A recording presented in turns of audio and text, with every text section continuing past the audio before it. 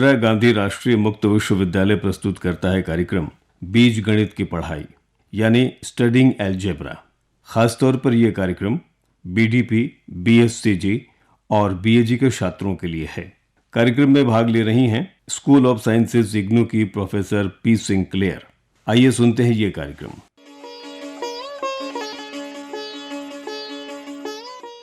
नमस्कार। आज की बातचीत है बीज गणित की पढ़ाई पर, कैसे पढ़ें। और ये है बीएससी या बीए या बीकॉम का जो कोर्स है। बीकॉम का अब नहीं, लेकिन जब भी जो भी प्रोग्राम का हिस्सा अलजेब्रा बनता है उसके बारे में है। पहले तो ये समझें हम कि अलजेब्रा क्यों पढ़ना है। कई लोग कहते ओहो अलजेब्रा इतना मुश्किल है, कुछ समझ में नहीं आता है, इतना एब्स्ट्रैक्ट है, अमूर्त है सारा, वगैरह वगैरह।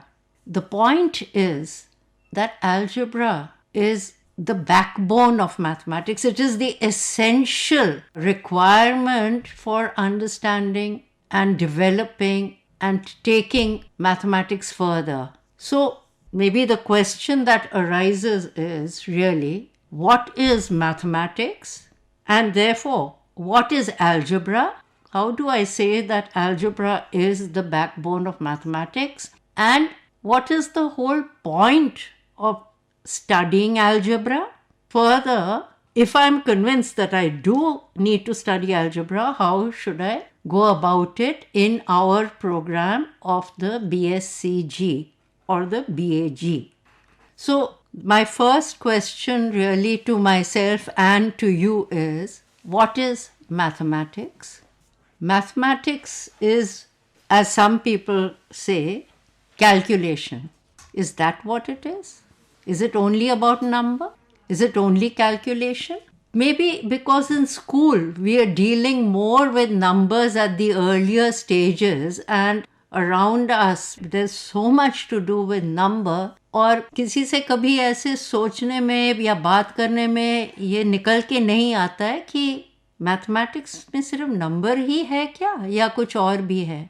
तो है ना, स्कूल में भी आप देखते हैं स्पेस को कैसे देखा जाता है, एब्स्ट्रैक्शन, सोच, गणितीय सोच में क्या क्या है, गणितीय भाषा क्या है, ये सब अगर आप देखें, थोड़ा सोचिए, ये सब बातों को अगर आप देखें तो गणित क्या है? It is the science of patterns. Pattern का विज्ञान है, पैटर्न देखने का, उसको सुलझाने का, चीज़ों के बीच रिश्ता, पैटर्न, चीज़ों के बीच कुछ पैटर्न क्या बनता है, रिलेशनशिप्स क्या बन रहे हैं, कोई बात आगे जनरलाइज कैसे हो रहा है, गणित ये सब के बारे में है। And therefore briefly we see it as the science of patterns. अगर ऐसा है तो इसमें ये अलजेब्रा यानी बीज गणित कहाँ आता है? शब्द से ही, इसके नाम से ही बीज गणित, बीजीय है। It is absolutely the basic, but not only is it basic, as you see further algebra को अगर हम देखें कि स्कूल में आपने जब अलजेब्रा किया तो क्या किया आपने? एक तरह से शायद सिर्फ उसको संख्याओं का एक व्यापकीकरण की तरह देखा, अ जनरलाइजेशन ऑफ अरिथमेटिक। लेकिन ये अरिथमेटिक का जनरलाइजेशन सिर्फ नहीं है, एक तरह से आपको अलजेब्रा में एंट्री उस हिसाब से मिला क्योंकि आपने कहा, आपको सिखाया गया ये स्कूल में कि भाई x + 7 = 12, तो x क्या होगा? सीधी सीधी बात है, आपने नंबरों को लेके कर लिया तो आप x पर, ये x क्या चीज़ है, x क्यों आता है, बल्कि वेरिएबल क्या है, अननोन क्या है, इनमें अंतर क्या है, ये सब बातें हमें बताती हैं कि अलजेब्रा किसी और चीज़ के बारे में है, ना कि सिर्फ अरिथमेटिक को आगे बढ़ाना। देखिए, algebra is actually about finding relationships, इसलिए हम कहते हैं ये गणित की रीढ़ की हड्डी है, बैकबोन है। Because mathematics is about that and algebra is really that. It's the thinking behind finding those relationships so as to get a general idea about something. जैसे कि अगर हम कहते हैं लॉजिकली, हमारी सोच कहती है, जो हम देखते हैं कि हम अपने आसपास देख के कह सकते हैं कि हर इंसान की माँ उस इंसान से बड़ी होती है उम्र में। हमने इस इंसान का देखा, उस इंसान, अपने आसपास के दोस्तों का देखा, खुद का देखा कि हमारी माएँ सब हमसे उम्र में बड़ी हैं। तो मैं ये एक जनरल स्टेटमेंट, रिश्ते का पैटर्न मैं कह सकती हूँ कि हर इंसान की उम्र उसके माँ की उम्र से कम होगी, और इसके पीछे वजहें हम कह सकते हैं। This is the kind of generalization we are talking about.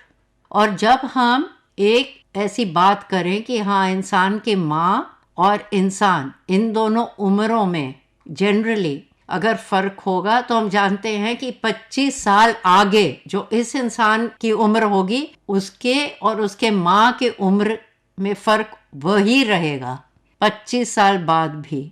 ये क्या है? ये एक अलजेब्रिक रिलेशनशिप है। तो कहने का मतलब ये है कि हम जो भी जनरलाइजेशंस लॉजिकली हम करते हैं अपने रोज़मर्रा की ज़िंदगी में, अपने स्पेशलाइजेशंस में, चाहे फिज़िक्स हो, केमिस्ट्री हो, किसी में भी वो अलजेब्रा और गणितीय सोच उसमें इस्तेमाल होता है। हाँ, कई दफ़ा गणित का सिर्फ मैकेनिकल भी इस्तेमाल होता है, फॉर्मूलाइक, लेकिन वो ज़्यादा टेक्नोलॉजी ओरिएंटेड है, साइंटिफिक नहीं होता है। जैसे कि जब हम आगे बात करेंगे थोड़ा जाके, यहाँ पे जो अलजेब्रा कर रहे हैं वो एग्जाम्पल्स के तौर पर कहाँ कहाँ और इस्तेमाल होता है। तो अलजेब्रा में मज़ेदार भी है, ट्रिक्स हैं, पजल्स हैं, मजिशियन कहते हैं। और मैं आपसे भी ये कह रही हूँ, करिए आप ये सवाल, कोई भी नंबर जो भी आपके दिमाग में आए, कोई भी नंबर लीजिए, कोई भी नंबर। अब मैं जनरल बात कर रही हूँ, कोई भी एक नंबर आप अपने दिमाग में फिक्स कर लीजिए, ठीक है? और उसमें जो उससे अगला बड़ा नंबर है जोड़ लीजिए, फिर उसमें 9 जोड़िए, और जो भी आपको आंसर आ रहा है उसको 2 में भाग दीजिए, डिवाइड इट बाय 2। और जो पहले आपने नंबर सोचा था, इस अभी जो आपको जवाब मिलता है उससे वो पुराना नंबर घटा लीजिए, जो आपका शुरुआती नंबर है उसको घटाइए। क्या जवाब आया आपको? 5, है ना? दावे के साथ कह सकती हूँ मैं ये नंबर 5 है। क्यों? आप बताओ मुझे कैसे? कुछ को तो ये जादू लगता है और कुछ को बिल्कुल भी नहीं, नेचुरल लगता है कि 5 ही होगा। क्यों? थोड़ा सा अलजेब्रा लगाइए, मिल जाएगा आपको, ठीक है? तो अलजेब्रा हमारी ज़िंदगी के हर एरिया में आता है। सिर्फ आता है नहीं, है, उसके बिना मतलब नहीं चल सकता। क्योंकि वापस मैं कहती हूँ, गणित means algebra essentially, and without mathematics really your rational logical thinking doesn't function.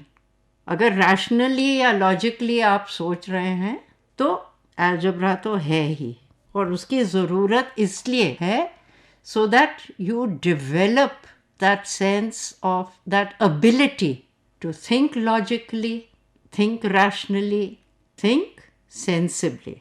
That is what this is really all about. And so doing algebra is really a way of, a certain way of thinking that is the benchmark for mathematics. That is what defines mathematics. It's really beautiful. It is powerful. That is why algebra is an essential part of studying mathematics. And apart from this, of course, algebra gives you the language for bringing out the beauty of mathematics, which is the precision with which one can place the ideas and communicate the ideas briefly, beautifully in mathematics. This language and the syntax is another aspect that algebra brings to mathematics. Now, for instance, आप लीजिए महामारी Covid का। अब Covid किस तरह बढ़ेगा या नहीं बढ़ेगा, इसकी पहले से हमें, if we really sat down to work on how we can prevent this. So mathematics was called into play to develop better and better models for forecasting how it can move, how this COVID virus can move in the population, or how we can then stem it. So different factors, there was a generic model, and then this was fine-tuned by adding more parameters that mattered. So this was algebra that was really helping you develop this model. Even when you talk about how in a spreadsheet, when you're dealing with computers, you have a spreadsheet.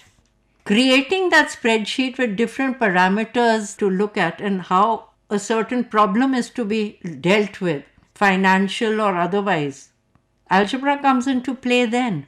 So these are at different levels of how it is being done. अगर आपको spatial understanding भी करना है geometry में and how to fit things better, again algebra comes into play. That's in fact coordinate geometry is the algebra that comes into geometry to help you understand and work with the constraints of that particular space in a precise manner so that the mathematical aspects become clear in that spatial work. So that is what algebra does. It is that branch of mathematics that provides the language, the way of thinking, both these major aspects, and hence it is what is intertwined so closely and a continual basis on which mathematics is built. Now, let me just come to, again, question why algebra is a core course in any undergraduate program of mathematics. It is a core course in school. It is a core course in any undergraduate program of mathematics.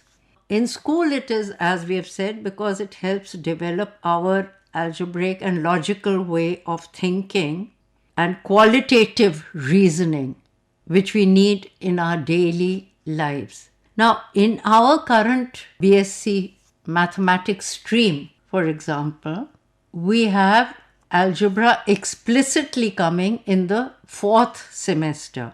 However, in the first semester, where we have the course calculus, which some of you would have, I hope, studied it, in the first block of that course, the first part of that course is really devoted to elementary algebraic concepts and processes that are required throughout, not just calculus, that are required further till you come and hit the 3rd semester course, wherein you come with the other aspect of algebra in real analysis. Again, the first few units of the course, real analysis, are about the core of mathematical thinking, which is proof, the idea of proof.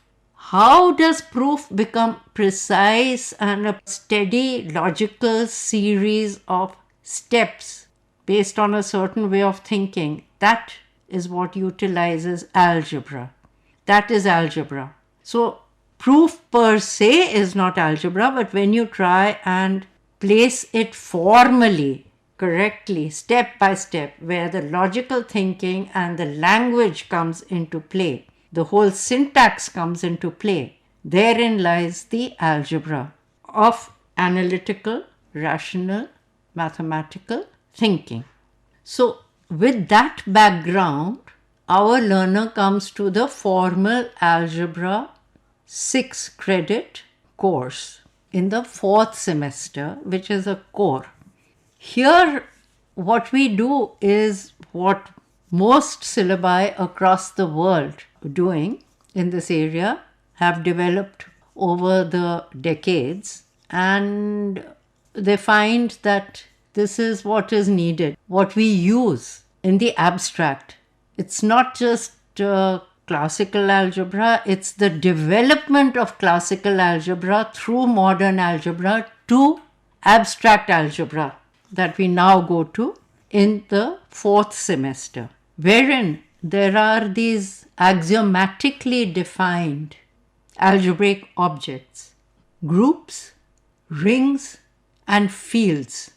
Now, these are broad categories: groups, rings, and fields. Yes, we define them, but they are really hooks for you to see what algebraic thinking is about. So the course is not just about per se these objects, but the course is about how to develop a certain way of thinking and communicating mathematics, so that to yourself and to others, so that it stays precise, clear, logical, and develops the thinking as well as mathematics. That is really what the focus is, the aims of the particular course, to develop that kind of thinking and to nurture it, to take it further, so that in a sense it is helping you to pose certain problems and to solve certain problems. Now, when I'm talking about posing and solving, I'm really talking of a certain way of thinking, which is inductive, mathematically inductive thinking and mathematically deductive thinking, moving from the general to the particular, moving from the particular to the general. These lines of thinking is what we talk about, what we try and nurture over here. So let me just quickly take you through the syllabus that we have over here, and then I will come to more details of coming down to particulars, to the micro level slowly. The syllabus says, like I said, groups, rings, and fields. Now, the problem really lies in the level of abstraction that you're going to. But this is, in a sense, the way mathematics developed from particular to general and more general over the centuries. There was this idea of a permutation. Now, a permutation is just a 1-1 and onto map from a set to itself. That is a permutation. Now, these kind of maps, which some called substitutions in the 19th century and earlier, these were worked on. And the idea of group was really developed in this context: a set with a certain operation on it, an operation that was binary on that set. That means the set was closed with respect to that operation. Now, that is in a sense, a concrete example of what groups are really about. For example, if I take a map from the set having two elements, 1, 2, to itself, to 1, 2, then you can have one map taking 1 to 1 and 2 to 2. You can have another map taking 1 to 2 and 2 to 1. Okay? Can there be any other maps which are 1, 1 and on 2? Think about it. Is it possible? Work on it. Think about it. So, because of this, we in the first unit itself, we give you some preliminaries related to these kind of elements, a little bit about matrices, which some of you are familiar with from high school, and a little bit about integers and divisibility in the set of integers, which again, some of you are familiar with the division algorithm and the other kinds of LCM, HCF, the relationship between HCF and LCM and the numbers concerned, and so on. So we start with this kind of, in a sense, a recall and a familiarization with some of the objects that will be used through the course. Then we introduce you to the general axiomatic idea of a group. Now, these are axiomatic definitions which were really what Hilbert and others were working with. Kronecker, of course, earlier too. Klein did some of the work there. You'll find a lot of these historical references that come in our study material. But groups are algebraic objects with one operation. So we introduce the idea of such. Now, the thing is, if you study one group, you've studied, in a sense, many properties that are true for all groups. That is the strength of this general axiomatic approach, which we will talk about a little more later. So the whole idea of the axiomatic approach that we try to present in the course on algebra that we have in our 4th semester. Now, we have in every concept or process that we introduce to, we put you through several examples and exercises of particular cases. But note that if, for example, I talk of there is something called a group, that something, any group in the world, anywhere, for example, must have an identity element, otherwise it is not a group. An identity with respect to the operation which makes it a group. Anyone, any group, anywhere, every element has to have an inverse with respect to that operation. A left inverse and a right inverse. A left identity, a right identity. Now, we know that there are other properties beyond these basic defining properties, defining axioms, in fact. For example, you know that some groups will also have the property like in Z, like Z has, the set of integers. Of course, you know Z comes from Zahl, which is German for number. So the set of integers with respect to addition is a group. And you also know that for any two integers, say 2 and 3, 2 plus 3 equal to 3 plus 2, minus 1 plus minus 5 is minus 5 plus minus 1. So the order of addition can change. We say that x plus y equals y plus x for any x and y belonging to the set of integers. This is the general statement, generalized property, the general way of thinking that algebra places, gives you that possibility to write this, think this and write it in this way. The thinking comes first and the writing comes next. So there are other groups that have this kind of property of where the operation is what we call commutative. Two elements can commute with each other with respect to the operation. Now, there are some properties that any abelian group will satisfy. So, if you show it for a general abelian group, you will know that it is true for every abelian group. For example, for any abelian group, you know that if a number is a left identity, it will have to be a right identity. The same number will have a right identity, which any group in any case has to satisfy that the identity has to be a left identity and a right identity. But here, just one side in a commutative group, which we also called abelian, named after the young genius Abel, Norwegian algebraist Abel, after whom incidentally there's a very famous international prize nowadays in mathematics, a very prestigious prize.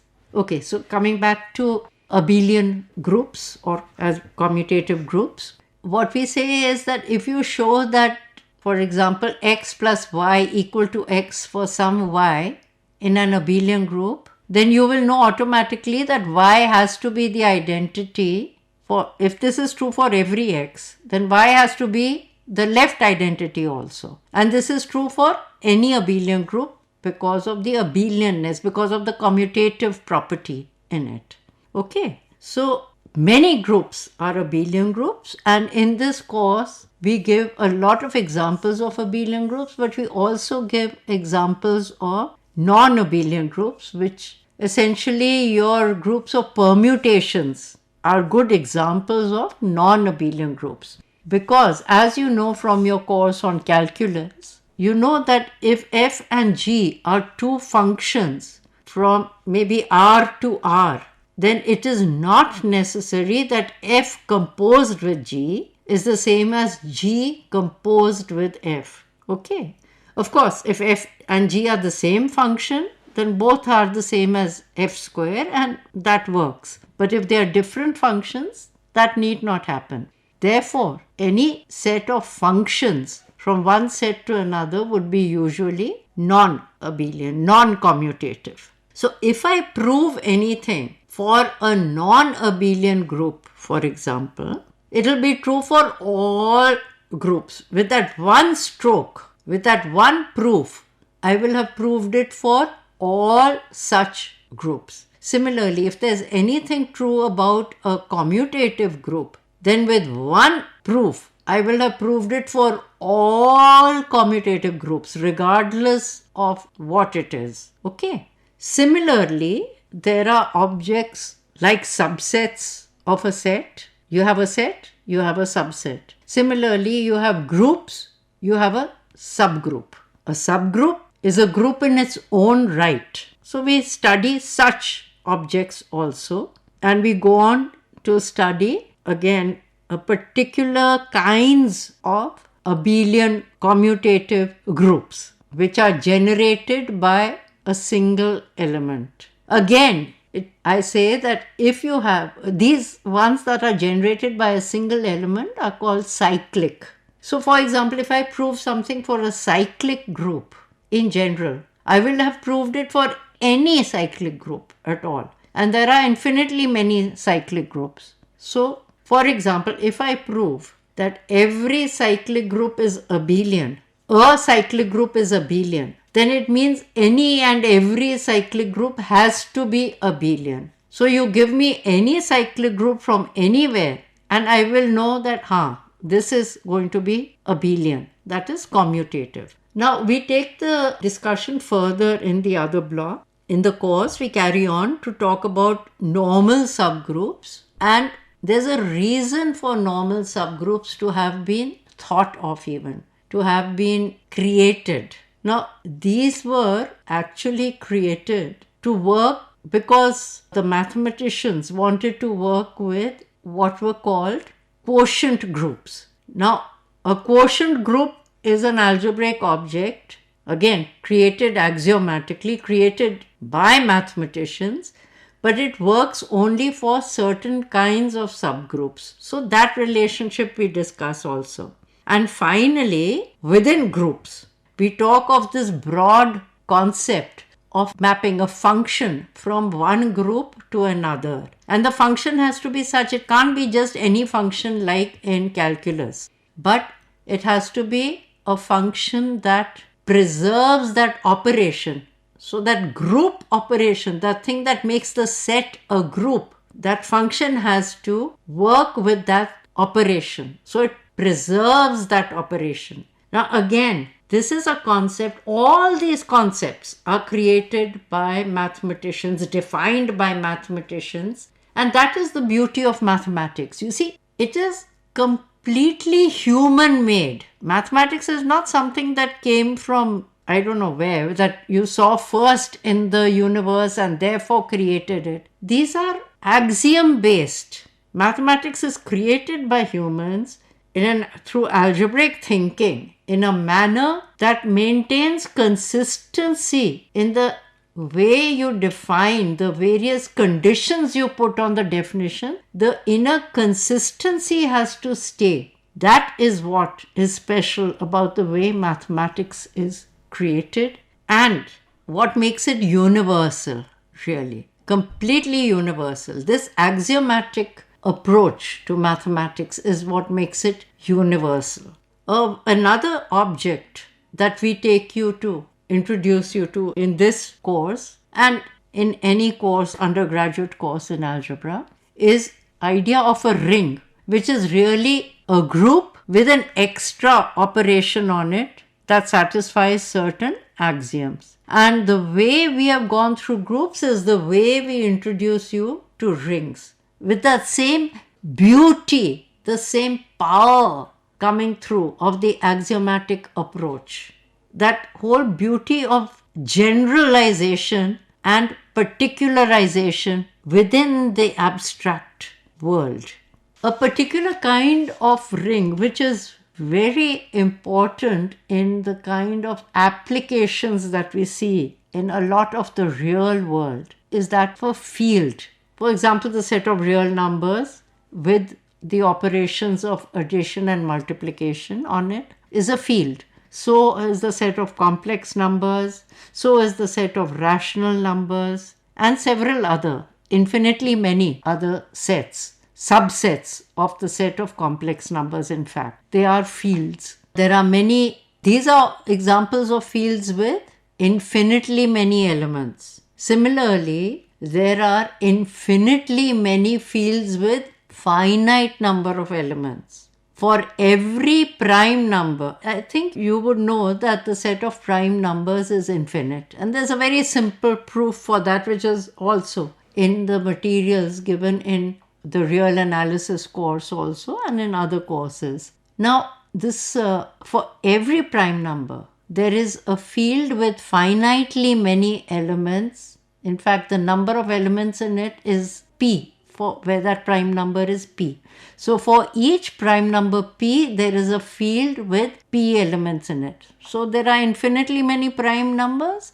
There are infinitely many fields with finitely many elements in it. These finite fields come into play a lot nowadays in all this world of security, and when WhatsApp is changing its security policy or encrypting end to end, it is using these finite fields for doing so in its cryptography. That is very useful, therefore. Then coding also, we use finite fields in different forms of coding. You have other forms of algebra being used and other areas of mathematics, but algebra particularly used, for example, in the study of spectroscopy in chemistry, in solid state physics, it is used in the study of general relativity.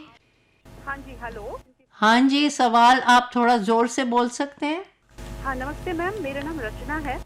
मेरी एक बेटी है, वो KG में पढ़ती है। हाँ। क्या आप कोई टिप दे सकते हैं कि उसको मैं किस तरीके से कन्विंस करूं या मोटिवेट करूं कि वो अच्छी तरह और इंटरेस्टिंगली वो मल्टीप्लिकेशन के क्वेश्चन में इंटरेस्ट ले? मतलब कभी कभार बच्चों का ये होता है ना कि इंटरेस्ट लूज कर जाते हैं, तो क्या आप टिप दे सकते हैं इससे? बिल्कुल समझती हूँ कि केजी में it is too early to understand. ऐसा है कि multiplication at this KG level में अव्वल तो मैं समझती हूँ नहीं होना चाहिए, लेकिन एक तरीका क्या है, addition.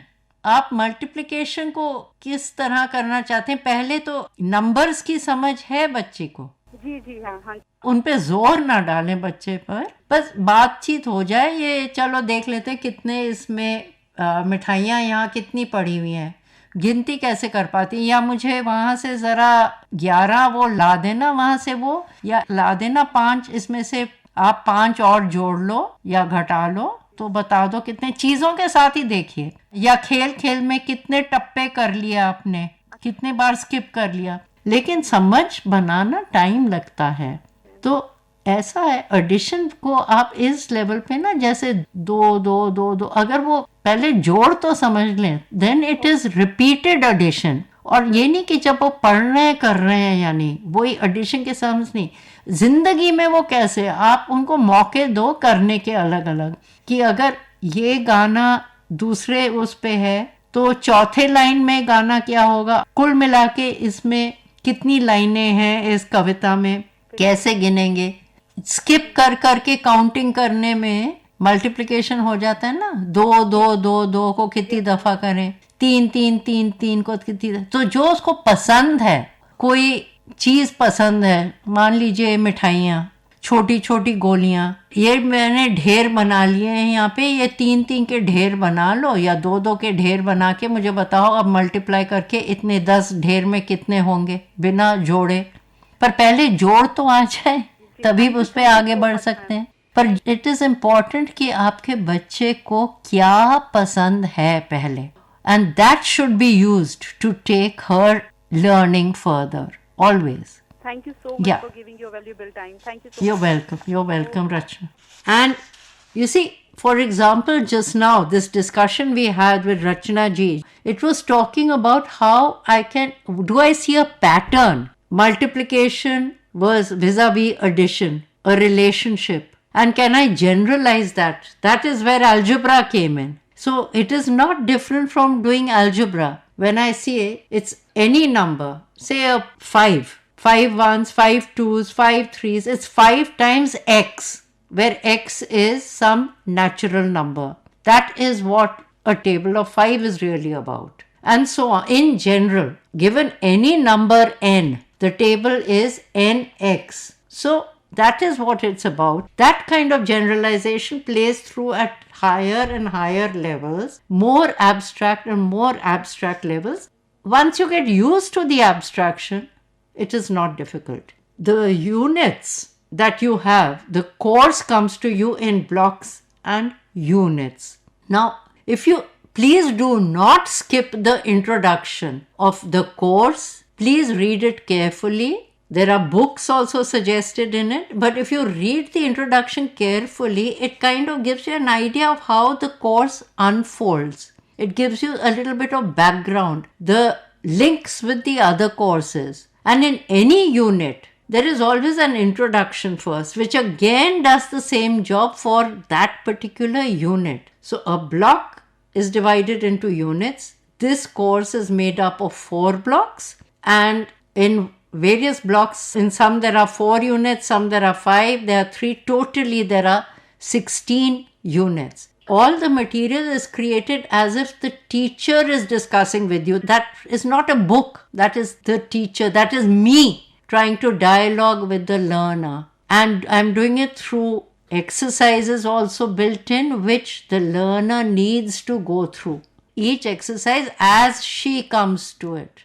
And that is the way she can actually interact with the course. Not through taking shortcuts. Never through taking shortcuts. And there are extra examples, extra exercises at the end of each block, which in a sense are part of the tutorial component of the course. And you need to do that. There is also an assignment on the whole course. This is true of every course, but this helps you dig deeper and analyze your own understanding of how far you have developed the objectives related to algebra that are given within each unit and the block as a whole. So we need to really, when we are studying, go through each example carefully as if you were doing it yourself. Each exercise as if you were doing it yourself. So if you do that carefully, do each exercise carefully for yourself. At the end of the unit, of course, the ultimate section of the unit is really about the solutions or hints to the solutions of the exercises. In case you really want to check whether you have, please see them, don't see them earlier. Please see them. If you really want to learn, you need to do it, the exercise on your own, and this is just there to help you as something to compare your answers with later. So these 16 units are laid out in a manner that we want your progression to go in developing your sense of algebraic thinking, algebraic concepts and algebraic processes. In the next semester, in the 5th semester, you will be developing this understanding further with our course on linear algebra, which is algebra, but using other axiomatic objects as hooks to develop your thinking. Matrices and linear transformations, which will be based on vector spaces, somewhat comparative and analogic concept. Linear transformations and analog in the context of linear algebra of the homomorphisms of the maps between groups and the maps between rings that you see in this course. So linear algebra really takes you further in the same vein. So thank you so much, and you can always direct any questions that you have to the School of Sciences, sos@ignu.ac.in. I repeat the email, sos@ignu.ac.in. Goodbye. अभी आप सुन रहे थे कार्यक्रम बीज गणित की पढ़ाई यानी स्टडिंग एल्जेब्रा। आशा है इस कार्यक्रम से बीडीपी, बीएससीजी और बीएजी के विद्यार्थी अवश्य ही लाभान्वित हुए होंगे।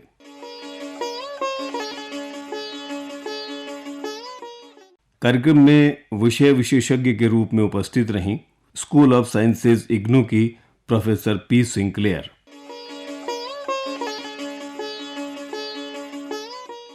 तकनीकी सहयोग रहा आरती कारीहुलू का, संपादन किया अशोक शर्मा ने और कार्यक्रम की प्रस्तुतकर्ता थीं रीना बोरो।